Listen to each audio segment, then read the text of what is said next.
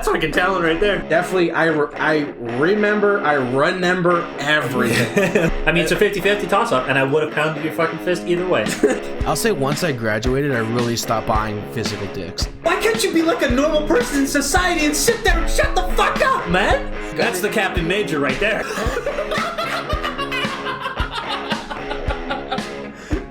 Oh my god. Jaeger bombs. Fucking Jaeger bombs. Talk about Jaeger bombs. Meanwhile, you and I have never even had a Jaeger bomb. This is true. Jägermeister's fucking disgusting. All right, buddy. Buddy. First off, welcome to Random Nades episode 54. I think. Why do I want to say it's 55 now? I think it's... You know what, dude? I'm going to be the man, okay? Welcome to Random Nades episode 54. And this is the Toronto home series post-show. Post-show breakdown. And sure. I don't know. I think I titled it breakdown. Do you want me to call it a post-show from now on? I don't know. I mean, they're words. Yeah, it's words that I type in at like 9 o'clock at night.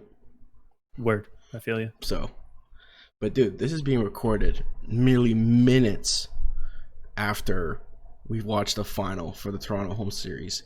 And holy shit, this weekend. Dude, I'll be honest. I'm not usually biased. But... Actually, no, how do I say this? Because I don't have like a vested interest in the team winning usually, I just want to see good Call of Duty. Mm-hmm. When there's close games and like shit's intense, I don't really care. I'm just like, oh shit, this is a close match. But for whatever reason, dude, during that final SND, I was getting like fucking anxiety spikes happening. I was like, holy shit, dude, this is fucked. So it came down to round 11 of the game 5. Yeah, see, I don't know. I'm trying to be not biased, even though there's certain teams that I do follow more. But when it comes to like, once we start getting into like game 3 or game 4, depending on what's happening, then I start kind of cheering for the underdog. Because I always love a comeback. Just flip right away, huh? And you're like, fuck it. I always like the crazy comeback stories. They do make for great storylines, obviously. Like this weekend. I'm eating my fucking words because the last episode we recorded was the pre-show. Yep. Where I said this is probably going to be the easiest one to predict and there's going to be no surprises. I mean, I thought that too. Fuck me, was I wrong? Although we did say a couple things there. We just didn't realize to what extent it was going to happen. We did say don't underestimate Toronto if they show up. Of course. And we also said that we think Slasher and Optic was going to go off. Well, you thought that a little more than I did, I think. Well, I did. I definitely did think that. But I think you even said that, like... Late game Slasher is not someone that you joke around with. Well, no. He figures shit out, and he is a winner. Yeah, and definitely this weekend was like... I have to look at our predictions, but I don't think a single matchup kind of went as far as we expected. I think all of Friday did except the Optic Toronto one, which, but I also straight up backed out of, and I was like, if it was me alone, I'd pick Toronto over Optic, which ended up happening. And I'm pretty sure it was a game 5. Mm-hmm. We just had a game 5 going to Optic, which was fucking stupid, man. But also, hindsight's everything. No. This was at the time too, because I was like, it's fucking Toronto, man. Come on. Over Optic? Yeah, of course. You're like, dude, fucking Optic, man. Fucking young guys on Optic, man. I'm like, then fucking pick Optic. Fine. Okay, I was wrong. From now on, if there is a series that Toronto's in, I will never ever say they're going to get 3-0'd. Because their fucking SND is a thing of beauty. It's, I don't know how to describe it. They're not scared at all of anything. They hit attempt a strategy, execute. If it fails, they're like, all right, new strategy. We'll try something else. Yeah. But like the strats are like fucking insane. Like they just like 4 of them hit fucking mid on Petro, straight down the middle of the map, and went for B. And I was like, yeah, it was kind of cool to see, because I feel like you don't really, I don't know, it's strange to say that you don't see strategy that often, but like I think it's more like seeing aggressive strategies that like you and I would use on an online setting against pubs. Like it's like, okay, everybody rush B. It's like you don't really see that. What happens at the professional level is that you understand the importance of the man advantage. So nobody wants to give up that early man advantage. Mm-hmm. But they're like, people from the S&D like amateur community come in and they like dominate pro S&D because they're not fucking scared to take those risks and run straight down the middle of the map, or like do something weird, hit an aggressive defense, which no pros ever do. Everybody's camps and corners and shit. And then you rarely see full-on teams have a strategy and just go with that strategy basically the whole round and never call an audible. When they go, this is the strat, we're going to hit B and we're going to fucking plant the bomb B, we're going to defend B. A little hiccup a little wrench gets thrown into the plan, dude, and like they just immediately back up. Okay, reset. It's like, no, dude. They're like, fuck that. We're going. If somebody dies, they die. There's risks to that, because I feel like you're more likely to either get, if the strategy is just straight up not working, get eliminated faster, or correct, you end up in the scenario that we were in, where you're forced to go to a round 11 because you're having to keep revising your strategy per round versus in the middle of the round. But I mean, it's hard for me to say that they're doing it wrong when they won the home series. No, I'm saying Toronto was doing everything right. Yeah, FaZe was countering, but like you could see the certain rounds where they were like, it was like a half round where they didn't have a set strategy. They were kind of playing for the pick, which happens with a lot of pro teams. They're like, oh, we'll just play for a pick. But then nobody peaks. So then you're forced with like 30 seconds left in an offensive round to just brute force a bomb site and try to get it down. Yeah. Whereas Toronto like attempts a bomb site, and then if shit pops off, they'll adjust mid round and make a call whether to commit or like rotate or whatever. And then they take some rounds off where they don't have a set strat to always keep you guessing. Like it's all a fucking mind game. And they played it beautifully. You're talking about Toronto's strategy. Do you think Sammy running outside with a sniper rushing? Was that, sorry? Cammy. Was that Cammy? Sorry, I said Sammy. Cammy. Dude, you're thinking about Octane or some shit? Maybe. You're like, oh, Sammy. Or I'm thinking of sandwiches.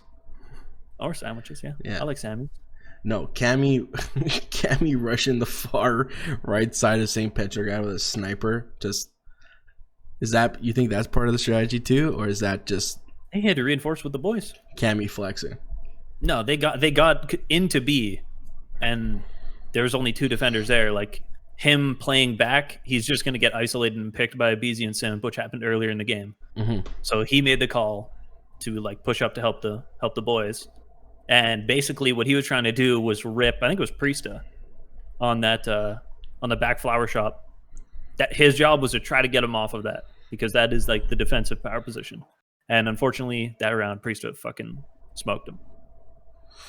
All right, dude. So yeah, obviously we're talking about the finals, the final matchup right now, or final matchup that just occurred with FaZe and Toronto. Was there any? It happened literally like fucking 10 minutes ago. Like 10 minutes ago.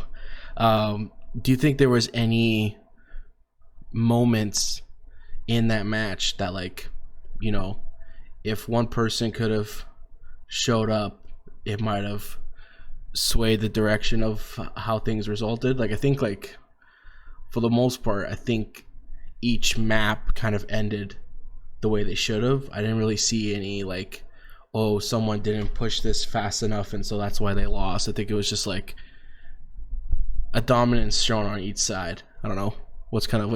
Is there anything you want to say about that? No, like there's shit like that always happens. Like COD's never played perfectly. Yeah. It never will be, and it never has been. So yeah, I saw some shit where I was kind of like, I don't know if that was the best call, but they've been in these situations way more times than me. Yeah. So maybe they know certain things that I don't also. So I'm not gonna like hard critique, and I can't specify if there's like any glaring ones where I was like, ooh, that was a really bad call.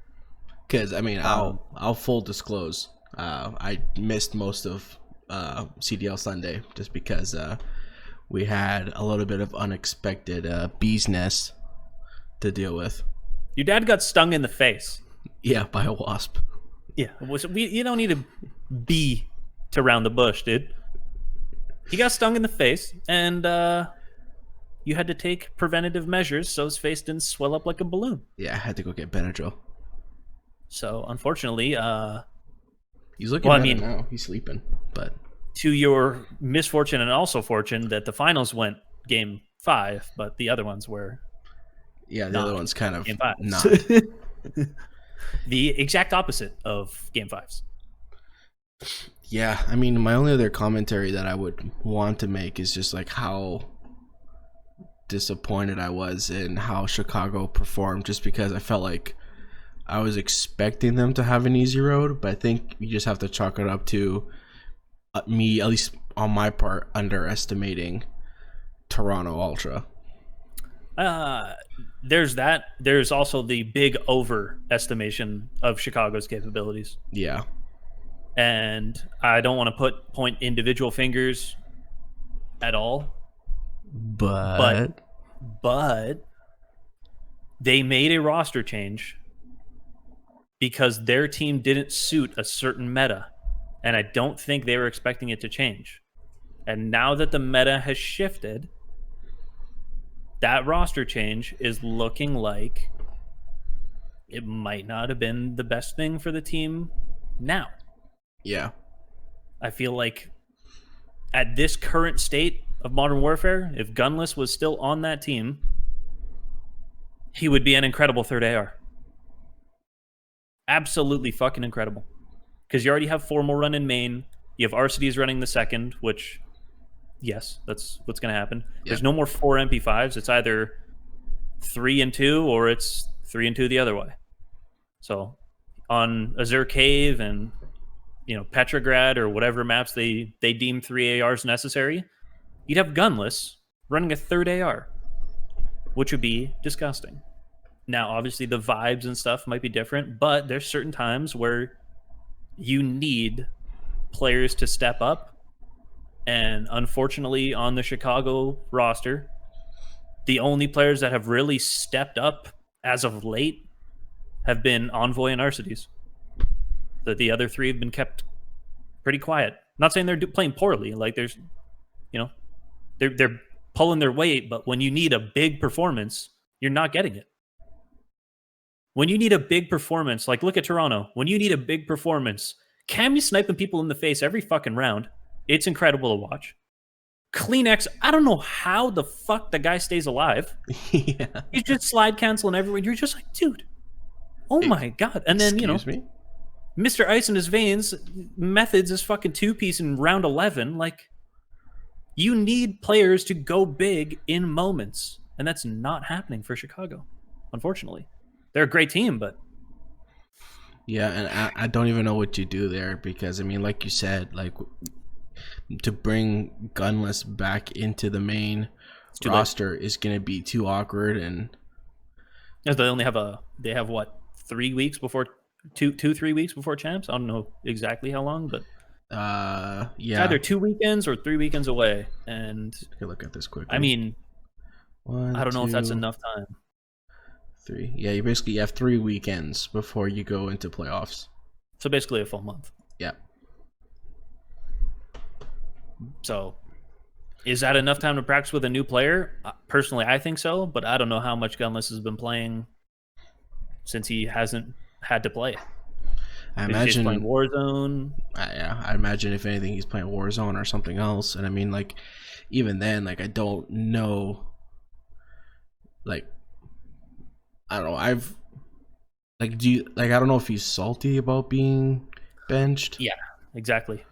It puts them in a weird situation where like you don't want to deal with it. So I don't think it's going to happen. I can say with like 99% certainty that I doubt that is what they're thinking. Yeah. However, if it was me, dude, I would be thinking that team change kind of screwed them. Actually, I think the rosters are locked. I don't think they can make changes anymore, if I'm not mistaken.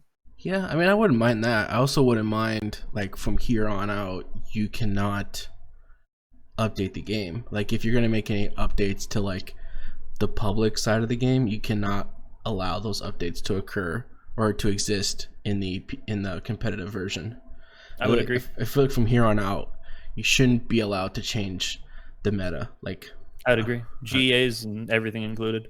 Yeah, because I mean, like, I know last year they had the last minute buff of the SOG, and like it completely changed how the weekend was expected to go. And I mean, sure, a little bit. I mean, it's not like a last place team became the best team in the game. No, but like it had a tremendous showing in the champs weekend versus what everybody else was already using. Mm-hmm. So I don't know. I feel like at this point you shouldn't have any more surprises anymore. Yeah, like it should be time to just get your reps in, get some practice in, review gameplay, and then come in ready to swing. I agree. In playoffs. 100% agree. All right, dude. Was there any teams this weekend besides our victors here, the champs, Toronto, that you were impressed by or weren't expecting to have as well of a showing as they did? Well, honestly, FaZe. Yeah, I was gonna say that too. They looked like FaZe. Like when you think of that FaZe lineup and you go, ho. Yeah, I mean, normally that's what they look like. Yeah, in any normal circumstance, when you look at the FaZe lineup, you should be like, yeah, that's the team to beat. Yeah, that's the scariest fucking roster I've ever seen. But for the past, month or 2 months, they've kind of looked not great. But not great, I mean, they still make semifinals every fucking time, basically. Yeah, but not what we were expecting. Like, the meta change kind of dropped them from always being in the finals to making it to semis, which allowed some teams to push past them. Dude. Yeah. That first match on Friday scared me. I was like... Yeah, I watched the replays of that. I was like, they're going to the finals. After that match on Friday, I was like, oh, they're in the finals. 100%. I wonder what changed, because they probably still were, like, boycotted from... I told you what changed. The change that needed to happen. Was it the fucking fire just came back in their belly? No. Well, one, we got rid of fucking Hackney Dumb. Yes. No fucking way we playing that shit anymore. Get me on Gunrunner, please. We did say that in the video too, is they got to stop playing that. So, and Priest has stepped up individually because they switched Celium off second AR and put him on third AR. So now Celium ran sub on like the smaller maps, and Priest is stuck with the second AR the whole time, and that helped Priest a lot, which helped the team completely. And they fried. Yeah. Like, I would have loved to be in that meeting. Like, listen, our first veto, no matter fucking what, is Hackney or Dom. Yeah. I don't think they played it. I can't remember, like, exactly. Obviously, yesterday I did miss the Dallas match because sleeping. I slept in and I fucked up, and I'm sorry. But, yeah, so I didn't personally watch them play a Hackney Dome. Yeah. But also, I would trust them more on Hackney Dome now with Priester running the second AR and not running the sub, because he was getting a world start on that map before. Yeah. I think probably with the way everything's matched up right now, I wouldn't be too concerned either. No. And if they're confident like that, dude, where Abizi is alone on fucking A-bomb site in Petrograd and popping 2 pieces when he's the only person there, With that kind of confidence coming out their fucking pores, I'm not worried about them on any map. Alrighty, dude. Before we go into MVPs and whatnot, I just wanted to ask, would you want to discuss the current bracket layout now, or would you want to have a separate conversation about that? You mean the current, like just where the seeding ends up for champs? Yeah, and just any commentary on. I guess that would probably be like that'd be part of our who we think is going to win the playoffs kind of video, eh? I mean, you don't have to go into full detail. You just literally say what's happened. Did nothing crazy happen? The craziest shit was whoever went farther in the tournament between Toronto and Optic was going to get the seed over the other and knock the other into like first round losers, which Toronto won the whole fucking thing. So yeah, Optic's in 9th and they started losers. And because Toronto won the whole thing, instead of being in 8th, they actually leapfrogged Minnesota too. Yeah. And are now in 7th, which I don't know how much one seed I think gives you the veto power over the seed below you. So you get like your choice of vetoes first. Oh, okay. Yeah. So with the matchup for the Rocker, they would have veto power over them. But yeah. No, the only comment I wanted to make was like, I wish Chicago would have turned out better, just because now they're in 4th place, so they're in 2nd seed, and it is still an easy road, but it's not the kind of easy road I would want Chicago to be on. Like, not the easiest road. Yeah. Dallas and FaZe are chilling. They're chilling in winners semis already. Which, I mean, if you look at the overall performance of the year, it's valid that those two teams are in 1st and 2nd. Mm-hmm. Chicago, had multiple events where they didn't perform to the ability that we thought they were going to in that exact scenario, and it shows in the score. Yeah. Whereas, Dallas, I think they're the only team to make semis for every event they were at. I think FaZe missed one, or maybe they made them all too. Either way, like, that kind of consistency is going to pay off in the long run. Yeah, actually, I think this bracket breakdown is pretty fair in terms of who's really competitive right now and who's not. And I think a part of me had a little bit of a grudge against Rocker because they were so good on LAN and then started shitting the bed towards the end of the year here. And so I didn't feel like it was fair for them to be in such a high position. So seeing Toronto pass them, I think, kind of makes me feel a little bit better. It's like, okay, well. Yeah, but also they were frying at the beginning of the year. Yeah, they were so good. I honestly thought they were going to be the dark horse of the series, and then COVID came in and said, hold my beer, let me fuck shit up for you. Yep. They are not onliners. They're not onliners. But all right, dude. Let's break it down. Let's break it down. I cannot speak English. Break it down, dude. Break it down. Break it down. All right. Let's wrap this up with who do we think is the MVP of the Toronto home series? Because there's 3 people that I'm thinking of. Obviously, there's 3. There's only 5 people on the team, Matt. You can't pick 3. Yes, but listen to my case. You're probably going to complain, but these are my cases. You have Methods, who clutches up in round 11, which to me is a very big asset to not, and you can't really. I don't think you can crown an MVP off one moment, but I think it's a moment that you can't ignore, especially when it's round 11. It's a huge moment, but is it MVP worthy that he performed in one moment? I don't think so. You have Kleenex, who is literally a zombie, who, I don't know, people shoot at him, he doesn't die. I don't know what's going on. He's a freak. And then you have Cammy, who just throughout this event has just been dominating. Yeah. So with that said, who do you think should get MVP? Shotzi on the Dallas Empire.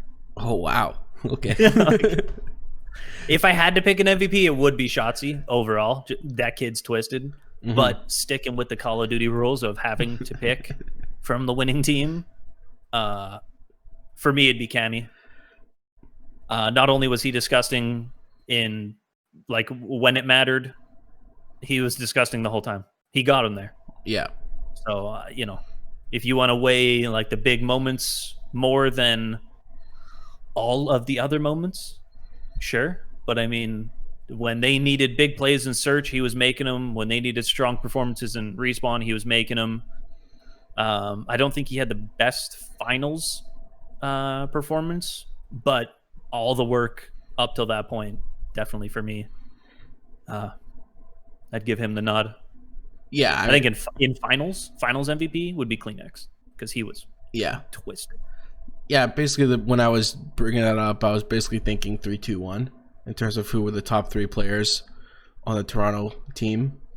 And so, yeah, I agree with you. Cammy was amazing this weekend. Props to him. I mean, he was holding par with Shotzi when they competed against each other. Like, that was crazy to see. They were keeping up with Dallas slaying, and then when it slowed down for the search where like most crackheads fall off, I don't think he missed with the sniper when he shot. The guy hit everything. Dude, he was quick scoping people. Yeah. I'm like, what? Am I in a pub? What the fuck is going on?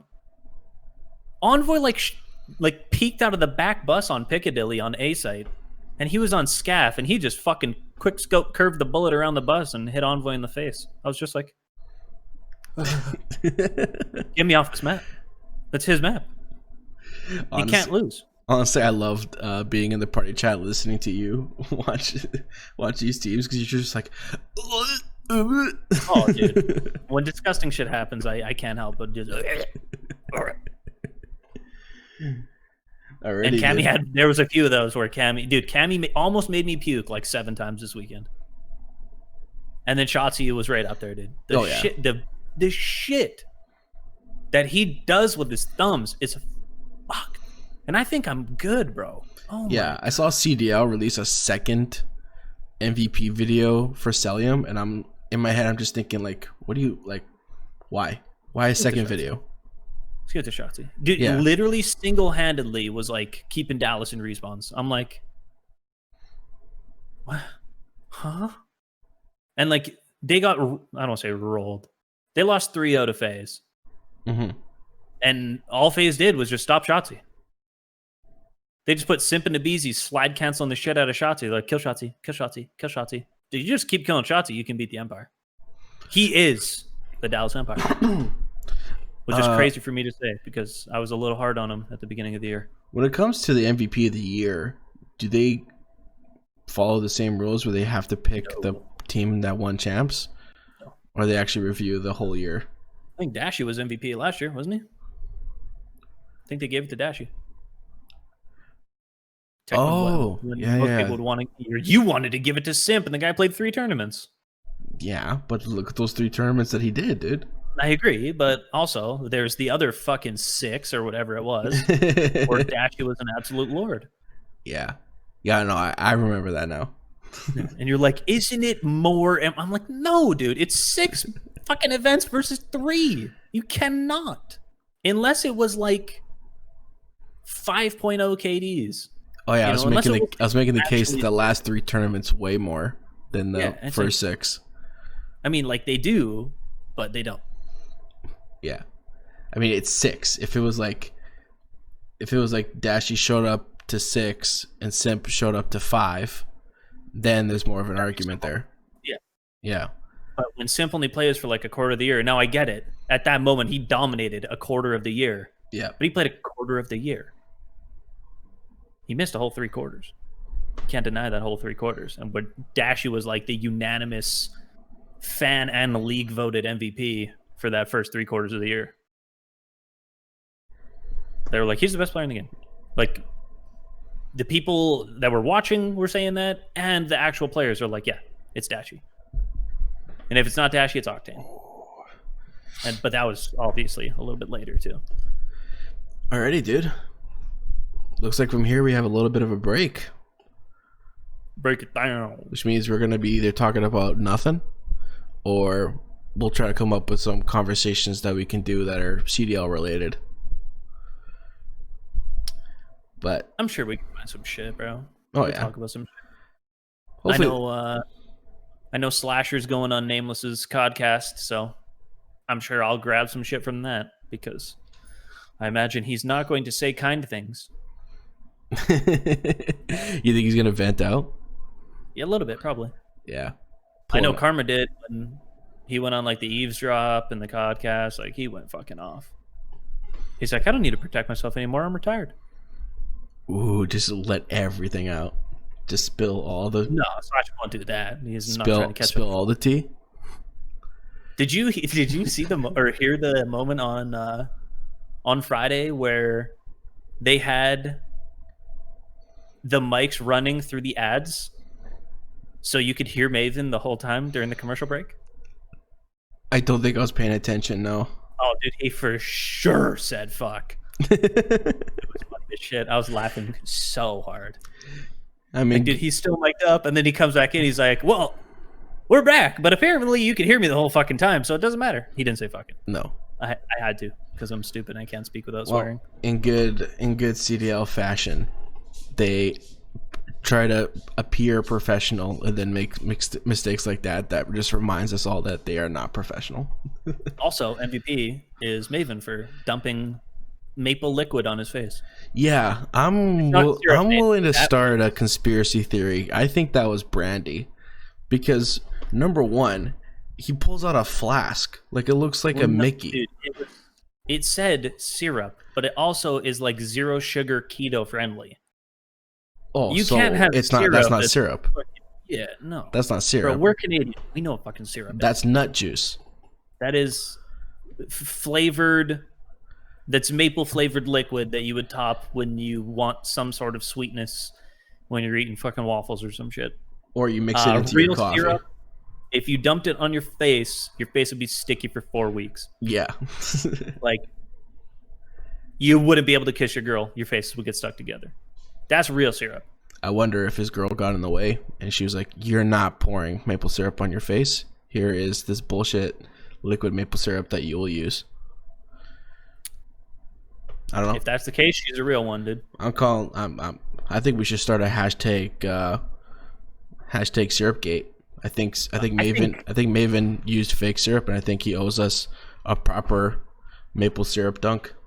I think you and I need to take a trip to Texas and bring him like a crate of a real maple fucking syrup. Yeah. Well, if I get that mystery machine van off Amazon, then we go on a road trip through Texas. You just have to agree to go on the road trip with me. I'm down. All right. $7,500, bro. You have it. I know I have it. It's just like, I know you have $7,500. It's so funny because you talk about it on here, and then you're like, dude, I could buy it right now, but like, I'm just imagining my friends and family see me show up with this fucking mystery machine van and just being like, what the fuck are you doing? Ladies and gentlemen, there is somehow, I made fun of it forever, someone in our fucking area, well, my area, Matt's not here right now. Yeah. But in our city, selling a fucking mystery machine. What the fuck? Fully functioning. For $7,000 Canadian, which is like, I don't know, $5 American. Yeah. 50 cents American. So. Just ripe for the picking. Matt might be the proud owner of his dream car at like in his mid-20s. I'd be the proud owner of a mystery machine and be the shame of my family. Hey, you said that's your dream car, dude. Yes, dude, but dreams are meant to stay in your head. I wasn't realizing this was going to be real. Chase your fucking dreams. $7,000. All you need is $7,000 to make all your dreams come true. Fucking, I would get disowned if I bought that. I need people in the comments right now. If $7,000 made your dreams come true, how fast do you pay them the fucking money? Immediately. If Slasher said, hey, Trent, You're going to be in a fucking CDL spot starting roster. You just got to give me $7,000. He already has it in his hand. Well, how about this then? How about this? If this video gets 200 views by the end of the week, please, and I have access to see whether or not it's different. If I have access to see if it's different viewers, so you can't just be watching it over and over again and spike it to 200. I will know how many unique viewers watched it. You need to have 200 unique viewers watch this video. I will buy it. Dude, people, you fucking heard the man. Now, I'm going to make sure that our Twitter knows about it. Because that is how I'm selling people on the video. I'm not even putting fucking CDL breakdown at this point. No. Or post-show. It is, get this shit to 200 views and Matt's buying a fucking mystery machine. Oh my God. Already? If this happens... I mean, if they actually pull it off, then I'll talk to the guy. But if you guys don't pull it off, I'm not even going to look at it. We're pulling it off, I believe. Alrighty. I'm making so many fucking accounts. Alrighty, guys. Thanks for tuning in. Hope you guys have a great day. We will see you on the next episode of the Random Nades Podcast. Throw that Nate, Trent.